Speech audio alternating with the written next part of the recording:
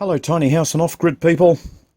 I've just cleaned my house up and I thought it might be nice to let everybody see what it looks like when it's tidy. Single blokes aren't renowned for keeping a tidy house, but I've just brought in one of my stoves from the shed.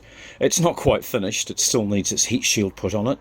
It needs sandblasting and a coat of paint, but today has been freezing, so I'm keen to get something in here to warm the place up for tonight. I've got all my firewood cut and I'm ready to go. This stove, by the way, is called the Animax. It's one of the Blazing Stoves range of stoves. It's the largest of 9 models. They're all made out of gas bottles, LPG tanks. You can cook on top of all of them, but this particular one is one of the nicest because it has the window and the heat shield, which you can't see here, and it has an ash pan in the base so that you don't have to worry about removing the grates to clean the ash out. Once a week you just pull the ash pan and take it outside.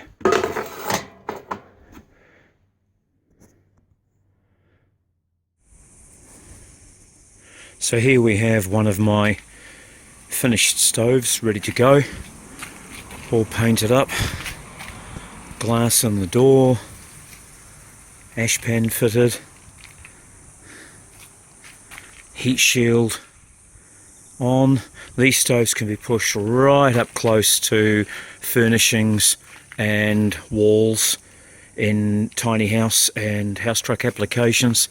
Most popular model.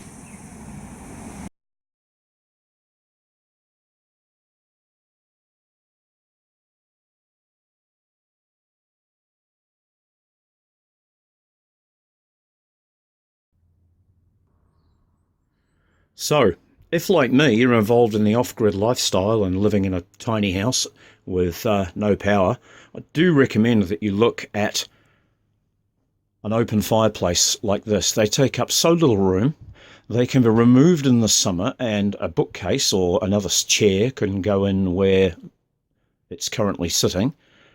They keep the place so warm and dry. Small houses suffer badly from condensation. When people come in with raincoats on or wet dogs, things like that, there's not a lot of room for that moisture to go, and a dry fire will dry the inside of your home out in no time at all. So